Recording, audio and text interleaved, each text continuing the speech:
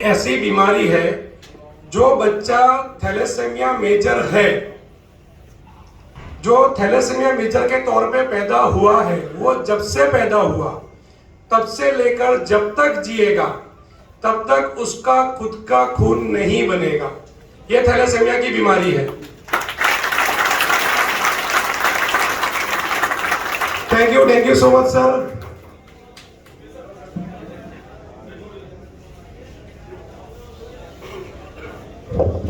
Thalassaemia एक ऐसी बीमारी है कि जो बच्चा जब थैलेसेमिया के साथ पैदा होता है तो पैदा होने के दूसरे तीसरे महीने से, पहले 2 महीने तो माँ के पेट का खून है उसमें, तीसरे महीने से उसको खून कम होता जा रहा है और तब उसे पता चलता है, अगर डॉक्टर डायग्नोज करता है तो पता चला कि थैलेसेमिया है। अगर डॉक्टर डायग्नोज नहीं कर पाया तो बच्चा मर गया समझो, और अगर डॉक्टर ने डायग्नोज कर दिया कि थैलेसेमिया है तो वो दूसरे तीसरे महीने से लेकर बच्चा जब तक जिएगा।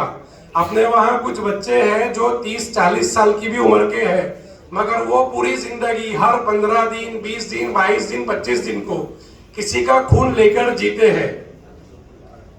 ये तकलीफ उसको पूरी जिंदगी सहनी है। और सिर्फ इतना नहीं कि उसको सिर्फ खून चढ़ाना है, आयरन रिड्यूस करने के लिए टैबलेट्स, इंजेक्शन, CAO वगैरह मिलके तकरीबन 10,000 से लेकर 50,000 रुपये तक पर मंथ खर्चा आता है। अगर कोई सामान्य आदमी होगा तो बच्चे का गला दबा देगा, बहुत प्रैक्टिकल बात कर रहा हूँ। अगर कोई सामान्य आदमी होगा जो 20-25 हजार रुपये महीना कमाता है तो वो बच्चे को ज्यादा करेगा, भाई मेरी कैपेसिटी नहीं है, बच्चे को जो होना होगा अल्लाह की मर्जी।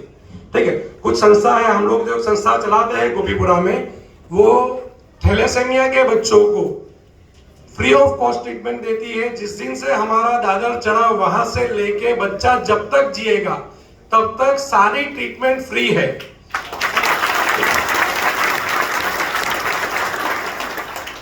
थोड़े फिगर्स पे बात करूं तो तकरीबन 300 बच्चे ट्रीटमेंट ले रहे हैं, और खराब पोषण की बात करूं तो 300 में से 120 बच्चे मुसलमान हैं।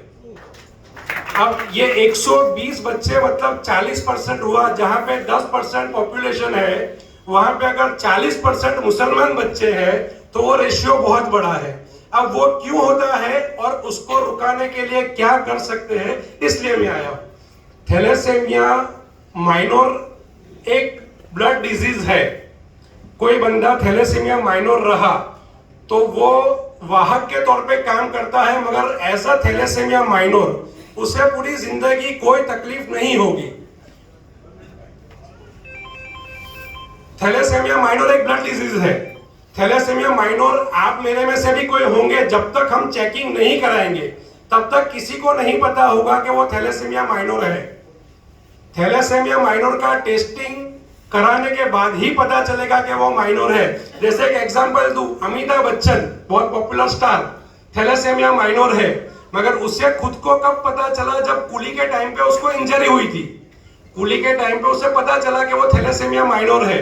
बट उसके लिए अच्छा ये था कि उसकी वाइफ जया बच्चन नॉर्मल थी। जया बच्चन नॉर्मल होने की वजह से ज्यादा प्रोबेबिलिटी क्या रहेगी कि उसके वहां जो बच्चे होंगे वो माइनर होंगे। 2 बच्चे हुए, अभिषेक और श्वेता। श्वेता नॉर्मल है, अभिषेक माइनर है। ऐसा माइनर कुछ नहीं होता, मगर जब हस्बैंड और वाइफ दोनों माइनर रहेंगे, हस्बैंड और वाइफ दोनों माइनर रहेंगे तो 50% चांस बच्चा मेजर पैदा होने का है। तो जो बच्चा मेजर पैदा हुआ वो दूसरे महीने से किसी और के खून पे जिएगा।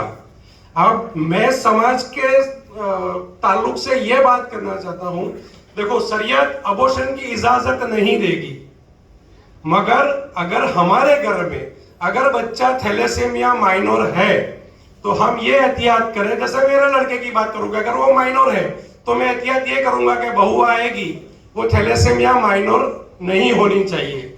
अगर नॉर्मल है तो कोई इश्यू नहीं है, ज्यादा से ज्यादा बच्चा माइनर पैदा होगा, माइनर को कोई तकलीफ नहीं है। तो मैं आपको अस्मा के ग्राउंड से एक अपील करना चाहता हूं कि जो बच्चे ऐसे हैं कि जो शादी के करीब की उम्र के हैं, जो एंगेजमेंट के करीब की उम्र के हैं, मतलब समझो 15 से ऊपर, उस बच्चों के थैलेसेमिया कैंप किए जाए टेस्टिंग के। एज पर न्यू रूल अभी 2 महीने पहले गवर्नमेंट ने एक नया कायदा लागू कर दिया है कि अगर आपके पास थैलेसेमिया टेस्टिंग का सर्टिफिकेट नहीं होगा तो मैरिज रजिस्ट्रेशन नहीं होगा। यह कायदा आ गया है। तो हम ये चाहते हैं कि एज सुन एज पॉसिबल हम ऐसा कोई कैंप कर ले जहां पे हमें पता चले कि भाई बच्चे कैसे हैं। देखो माइनर कोई बुरी बात नहीं है, अगर कोई बच्चा माइनर होगा तो एक ब्लड डिजीज है, कोई प्रॉब्लम नहीं होता है। मैं आपको ये एग्जांपल बड़े बड़े इसलिए दे रहा हूं कि एक अपने वहां के उलमा के की बात करें, मौलवी अब्दुल रहीम सुरती साहब थैलेसेमिया माइनर है, मगर वो दोनों हस्बैंड वाइफ माइनर है। इस वजह से उनका एक बच्चा मेजर था जो अभी कोरोना के टाइम पे इंतकाल कर गया। अब वो बच्चा पूरी जिंदगी किसी और के आपके मेरे ब्लड पे ही जिया, और ऐसे मेरे पास 300 बच्चे ट्रीटमेंट ले रहे हैं। हमको ये रोकने के लिए क्या करना है? सिंपल चीज है, जो बच्चों की शादी हो गई है बहुत रिसेंट अभी जहाँ पे डिलीवरीज नहीं हुई है या एक आध बच्चा है, उससे लेके जिसके एंगेजमेंट करने की उम्र आ गई है, उतने बच्चों का अभी थैलेसेमिया टेस्टिंग का कैंप करवा ले। अगर कोई बच्चा ऐसा है शादी हो गई है तो फिर उसके बाद क्या इश्यूज क्या है वो टेक्निकल चीजें हैं, डॉक्टर समझाएंगे। ड्यूरिंग द प्रेगनेंसी 3 महीने तक आप ये चेक करा सकते हो कि बच्चा कैसा आएगा। अगर थैलेसेमिया मेजर आने वाला है बच्चा तो वो भी ड्यूरिंग द प्रेगनेंसी पता चलता है। फिर उलमा किराम से राब्ता करके अबॉर्शन का वो इजाजत वो बात का मसला है, मगर जब तक दोनों ऐसा कोई कदम उठाया जाए कि हस्बैंड वाइफ दोनों माइनर ना ही हो, ऐसा कदम समाज के बेस पे, हम एक संगठित समाज है तो हम एक संगठित समाज के तौर पे ये काम कर सकते हैं। अस्मा के बेस से या हर प्रमुख अपने बेस पे अपनी जमात में एक मुहिम चला हुए कि भाई एक्स डे पे अपने थैलेसेमिया माइनर का टेस्टिंग करेंगे। तो वहां पे गुज़िश्ता साल नकीब भाई नूरानी, तुफैल भाई नूरानी साहब वो लोगों ने ज़ैनब हॉस्पिटल में ये कैंप का आयोजन किया था, बहुत पब्लिसिटी की, मगर लोग उसमें भी अपना नाम नहीं लिखाते हैं। कोई बुरी बात है नहीं, थैलेसेमिया है या नहीं है, माइनर को कोई प्रॉब्लम नहीं होने वाला है, टेस्टिंग करा लो ना।